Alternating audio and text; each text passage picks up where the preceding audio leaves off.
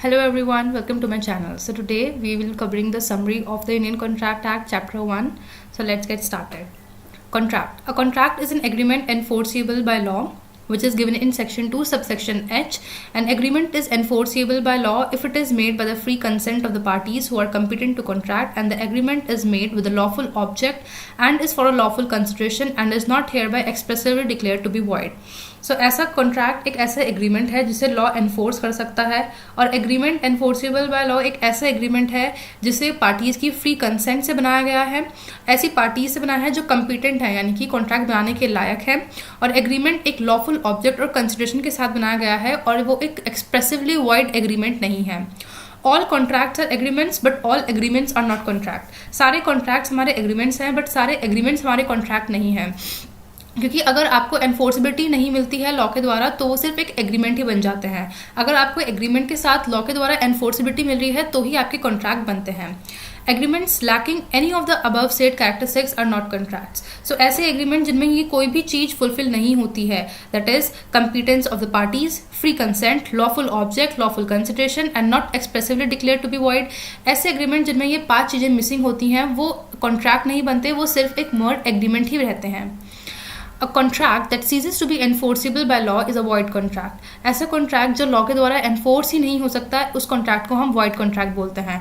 But an agreement which is enforceable by law at the option of one party thereto but not the option of other is called a voidable contract. और voidable contract एक ऐसा contract है जिसे सिर्फ एक party enforce कर सकती है, दूसरी पार्टी एनफोर्स नहीं कर सकती है। Offer and acceptance. Offerer undertakes to do or to abstain from doing a certain act if the offer is properly accepted by the offeree. Offer एक ऐसी चीज है कि आप कोई सर्टन एक्ट परफॉर्म कर भी सकते हैं और नहीं भी कर सकते हैं, that is the act of doing और the abstinence of something doing. Offer may be expressively made और may be even implied by the conduct of the offerer. Offer को आप एक्सप्रेसली मेड भी कर सकते हैं और कंडक्ट भी कर सकते हैं, जैसे known as implied offer, but it must have intention and be capable of creating legal relationship. But इसकी इंटेंशन ये होनी चाहिए कि आप किसी को कुछ ऑफर कर रहे हैं, किसी को कुछ देना चाह रहे हैं और एक लीगल रिलेशनशिप फॉर्म करना चाह रहे हैं। The terms of offer must be certain और at least be capable of being made certain. आपके ऑफर की जो टर्म्स हैं वो सर्टन होनी चाहिए, वेग और इनडिफिनाइट नहीं होनी चाहिए। Acceptance of offer must B absolute and unqualified. आपकी एक्सेप्टेंस अनक्वालिफाइड और एब्सोल्यूट होनी चाहिए, क्योंकि अगर आपकी कंडीशनल एक्सेप्टेंस है तो वो एक काउंटर ऑफर माना जाएगा जिससे आपका जो ऑफर है, ऑफर का ऑफर वो रिवोक मान लिया जाएगा। And must be according to the prescribed और यूजुअल मोड। और एक्सेप्टेंस को प्रिस्क्राइब्ड और यूजुअल मोड में ही देना चाहिए जो कि ऑफर में मेंशन्ड है। If the offer has been made to a specific person it must be accepted by that person only. अगर किसी एक स्पेसिफिक पर्सन को ऑफर दिया गया है तो सिर्फ वो एक स्पेसिफिक पर्सन ही उसको एक्सेप्ट कर सकता है। बट अ जनरल ऑफर में B accepted by any person, लेकिन एक जनरल ऑफर कोई भी इंसान एक्सेप्ट कर सकता है। Communication of offer and acceptance and revocation thereof. Communication of an offer is complete when it comes to the knowledge of the offeree. Offer का communication complete हो जाता है जब वो ऑफरी की नॉलेज में आ जाता है। Communication of acceptance is complete. Acceptance के हमारे 2 पार्ट्स हैं, as against the offer when it is put in the course of transmission. तो ऑफर के अगेंस्ट वो तब कंप्लीट होता है जब वो कोर्स ऑफ ट्रांसमिशन में जाता है, और एज अगेंस्ट एक्सेप्टर जब वो ऑफर की नॉलेज में आ जाता है। Communication of revocation of an offer और acceptance is complete. So similarly acceptance और ऑफर की रेवोकेशन भी 2 ही एंगल से हमारी कंप्लीट देखी जा सकती है। ऑफर के अगेंस्ट जब वो ट्रांसमिशन में दिया गया है और जिसको वो दी जा रही है उसके अगेंस्ट वो तब कंप्लीट होता है जब वो उसकी नॉलेज में आ जाता है। Now meaning of certain terms which is given here, which are very important terms also. Proposal. When one person signifies to another his willingness to do or to abstain from doing anything with a view to obtaining the assent of that either such act or abstinence, he is said to make a proposal.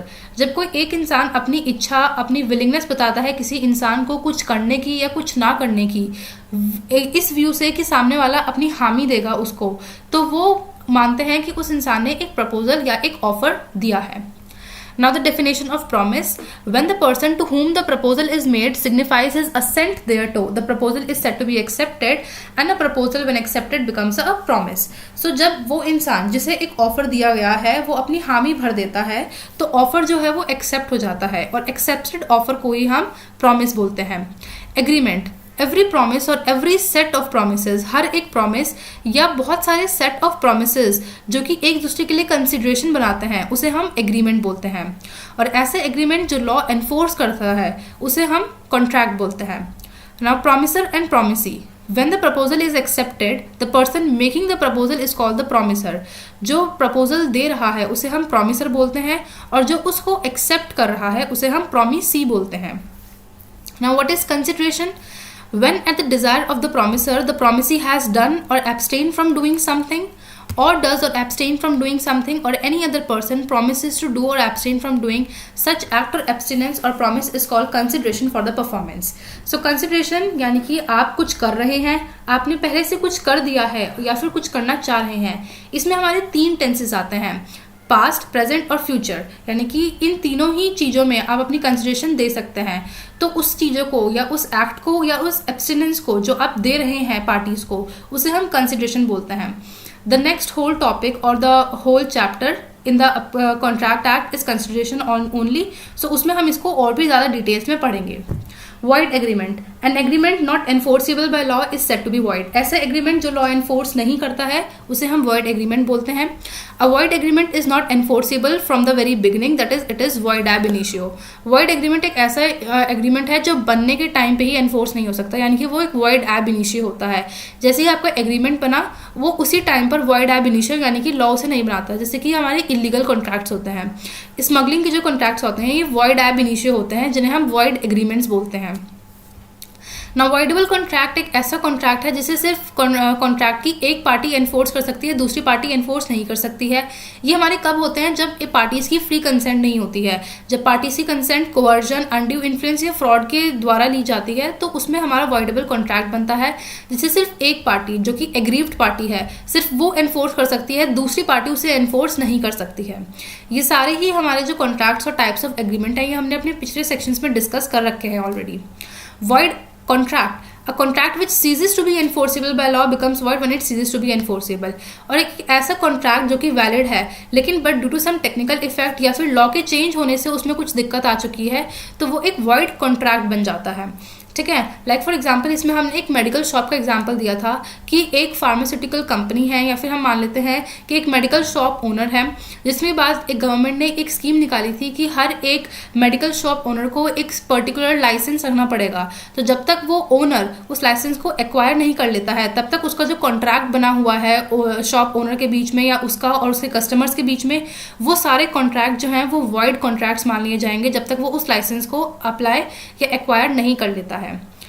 ठीक है. तो ये सारे ही contracts और types of agreement we have previously discussed in detail in our previous videos. So if you are not able to understand this you can go and look into our previous videos. So thank you so much for this video. This is it for today.